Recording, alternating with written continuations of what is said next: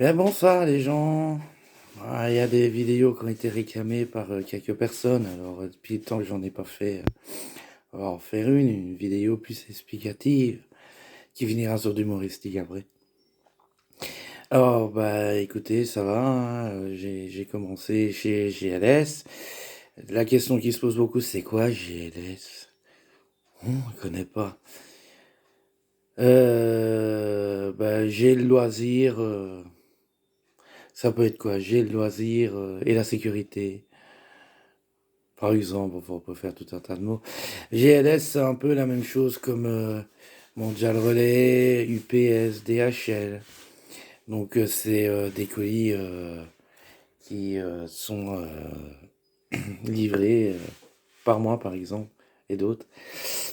Donc, ça se passe super bien. Il faut compter un bon 400 km par jour. Le plus gros que j'ai fait, c'était un peu plus de 600 km. Le moins, c'était 350. Euh, donc voilà, hein, toujours me lever à 4 heures du matin pour partir à 5 heures, au dépôt à 6 heures, tri de colis. Et puis après, il faut faire le camion. Après, il faut partir sur la route, aller livrer. Donc, c'est un métier qui n'est pas si dur que ça. Bon, il y a un peu de pression, mais sans plus.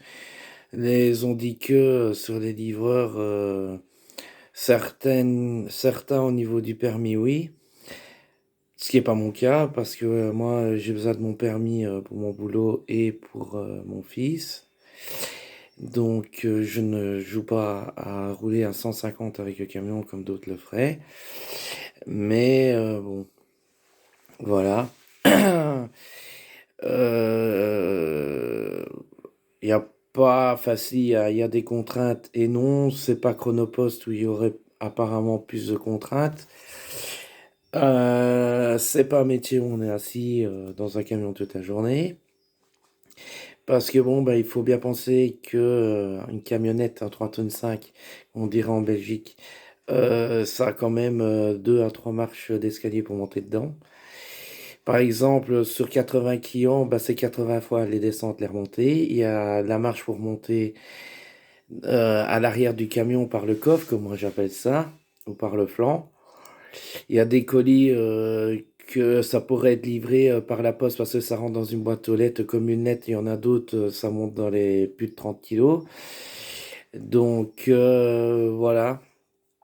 C'est puis bon ben moi pour le moment je regrette juste Leclerc sur une chose, c'est que j'étais dans le surgelé et que ben là je suis dans l'extrême des 40 degrés ou en deux clients ça monte très fort et puis que l'air conditionné je l'utilise que vraiment si les chaleurs sont abominables au-delà des 33-34 degrés mais qui ne sert à rien parce qu'en deux clients c'est ouverture de porte. Donc voilà, en deux villages, tu es à 10 km, oui, et en deux personnes, tu es à 500 mètres, non. Voilà, voilà, alors faire le côté humour, il y a des perles de clients incroyables hors pair. Des clients qui envoient un litige, tu leur téléphones, oui, vous avez envoyé un litige, oui, je trouve pas le colis, je sais pas où il est, et puis je dis, bah écoutez, je vais venir voir jusque chez vous parce que il y a tellement de baraques à retenir que c'est pas évident de se souvenir qui est quoi, qui est qui et où t'as mis le colis. Genre, t'arrives, t'as un client qui sort, donc toi tu sors du camion, hein. Tu regardes et puis, ben en fait, madame, votre colis, il est juste là. Ouais, tu vois, t'as la boîte aux lettres. Donc le client, tous les jours, va chercher son courrier dans sa boîte aux lettres et le colis, il est au pied de la boîte aux lettres. T'as d'autres perles, là, t'as des clients, parce que tu fais un dépôt devant la maison en résidentiel qui certifie par A plus B qu'ils ont jamais reçu le colis. Pas de chance, c'est qu'en fait tu l'as posé avec le voisin, donc du coup t'as un témoin que là la personne ne sait plus quoi faire. Donc elle a vraiment reçu. Donc voilà, après beaucoup de clients. Des clients cons, personnellement, je n'en vois pas vraiment. Des clients très sympas, vu les chaleurs, qui vont donner un verre d'eau, qui m'ont même proposé une glace, que ça j'ai refusé parce qu'au volant, en France, c'est interdit de manger au volant, mais c'est fréquent. Voilà, très très sympa. Des clients où tu lis un côté clientèle, où tu discutes avec eux de la météo à chaque fois que tu les revois. Ça peut se faire aussi. Donc voilà, par contre, il y a les automobilistes très cons, qui oublient que tu fais pas le poids avec un 3,5 tonnes. Voilà, et après, ben, les refus de priorité de droite, les stops, on dit toujours les chauffeurs, mais les gens, c'est encore pire. Voilà, le côté camionneur, les gens qui te freinent dessus, oui, ça existe aussi. Et les gens qui t'arrêtent complètement, enfin, c'est pas à moi que c'est arrivé, mais j'ai vu un autre transporteur que c'est arrivé, où le gars a freiné le camion et que moi j'étais derrière ce camion-là, qui descend du gars et de sa voiture, et puis le transporteur, quand il est descendu, une base, mais un colosse, ce gars, pour partir avec sa bagnole. Ça, je l'ai vu aussi. Voilà, je vois beaucoup d'accidents de la route aussi, hein, des gens qui vont dans le décor, tu sais, qui te refont les fossés et tout ça. Il y en a quelques-uns. Que la voiture, elle va rester 3-4 jours sur place avec un balisage des flics autour, qui, au bout du 5e jour, avant que le dépannage arrive, elle est complètement démontée par... on sait pas qui, mais c'est démonté. Il n'y a plus de moteur, il n'y a plus rien dedans. Ça, c'est vu aussi. Des voitures dans les champs, en plein milieu des champs, que soi-disant c'est fait pour faire fuir les oiseaux et tout ça. J'y crois pas trop, mais bon, ça, j'en vois aussi. Voilà. C'est le bon côté. Après, bon, bah voilà, c'est un métier qu'il faut vraiment, déjà, je crois en primordial, aimer la route. Avec ses bons et ses mauvais côtés. Déjà, il faut pas avoir peur de rouler quelque part dans la nuit pour aller en dépôt, ou certainement en hiver, ce qui va m'arriver si je continue chez eux.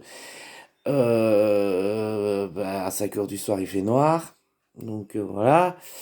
Donc moi, je voulais la route. Il y avait longtemps que j'en parlais de rentrer à GLS. Bah, GLS. C'est fait. Donc voilà. Après, pour le moment, je suis toujours en contrat. J'ai un contrat qui a été maintenant repoussé. Je n'ai pas encore de CDI. Bon, voilà, je peux pas prétendre si ça va arriver ou pas. Voilà. Mais bon, par rapport au Leclerc, bah, le salaire n'a rien à voir. Donc voilà, par contre, ce qu'on pense sur peut-être les camionneurs, parce que j'en discute chez eux, enfin chez eux non, avec eux, c'est pas non plus mirabolant, hein, c'est pas les salaires que j'ai peut-être connus en Belgique, mais bon, c'est déjà mieux. Euh, mais bon, voilà. Donc, la contrainte, il n'y en a pas trop. Après, moi, je suis parti aussi du principe que, contrairement au Leclerc, où j'étais enfermé entre 20 murs en ferraille, et que là, je suis en plein air, que bah, je voulais la route, comme j'ai dit. Bah, ça, je suis super content, je suis heureux, et encore, je trouve que je fais passer de borne. On m'a expliqué le métier de nuit au niveau de cette boîte-là en tant que transporteur. Ça m'intéresse beaucoup, mais faut que je connaisse mieux le métier avant de dire de faire ça, parce que bon, il y a peut-être un peu plus de contraintes la nuit. Mais bon, voilà, donc meilleure mine. Je suis plus fatigué parce que bon, bah, la semaine, des fois, je rentre assez tard. Surtout dans les débuts, parce que je connaissais pas le secteur, où je rentrais dans les plus de 21 heures, et que bon, je dormais 3-4 heures. Donc là, bon, oui, fatalement un peu plus fatigué, parce que bon, bah, maintenant j'ai tendance à finir en 18 heures et 19 heures.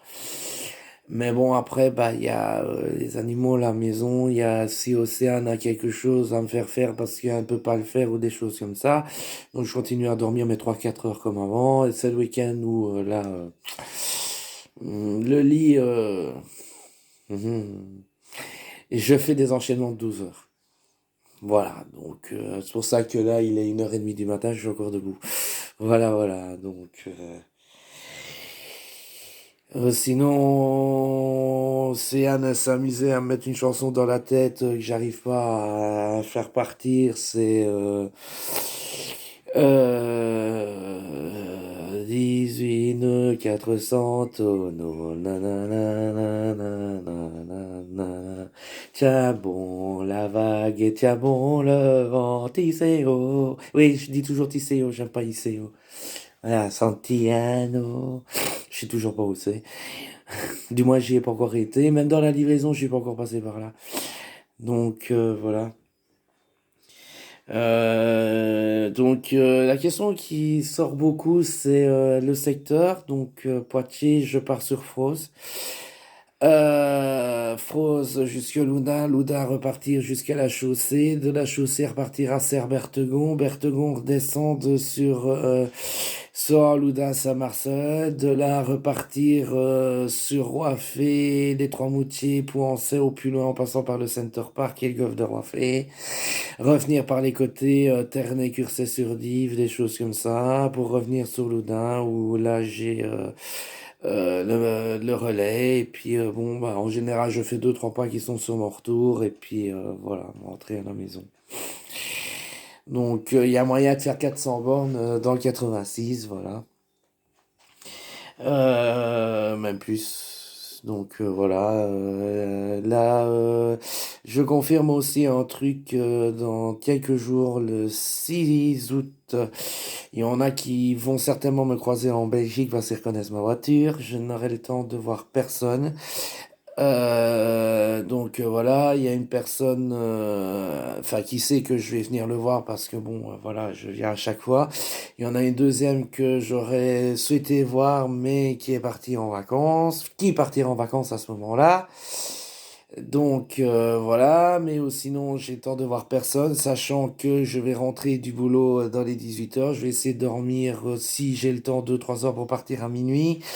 Minuit, hop, Liège. Liège, aller chercher mon fils. Et puis revenir le jour même avec, s'endormir. Si je tiens pas le choc, ben, il y a Océane qui est là en deuxième conducteur.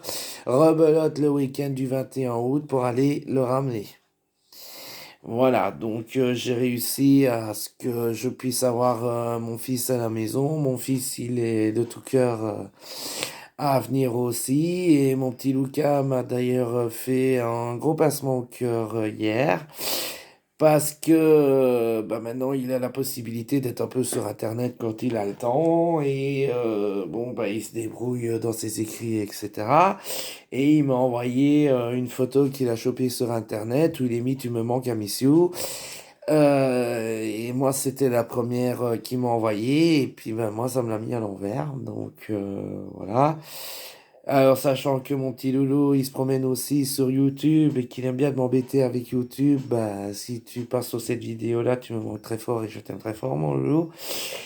Et papa, il a hâte aussi de te voir d'ici un petit mois et que tu viennes à la maison découvrir comment ça se passe. Et bon, voilà. Je pense que maintenant, 700 bancs pour toi ne te font rien vu que tu as pu connaître ça quand tu es venu dans les Pyrénées. Voilà, voilà. Donc c'était avec l'école, hein, rassurez-vous, c'était pas avec sa maman ou quoi. Donc voilà. Mon loulou qui a réussi son année et qui passe encore une année supérieure avant la grande école. Donc voilà, je suis content. Donc voilà. Eh ben, en espérant que tout va bien pour vous, je vous fais des gros bisous et je vous dis à très bientôt. Ciao, ciao.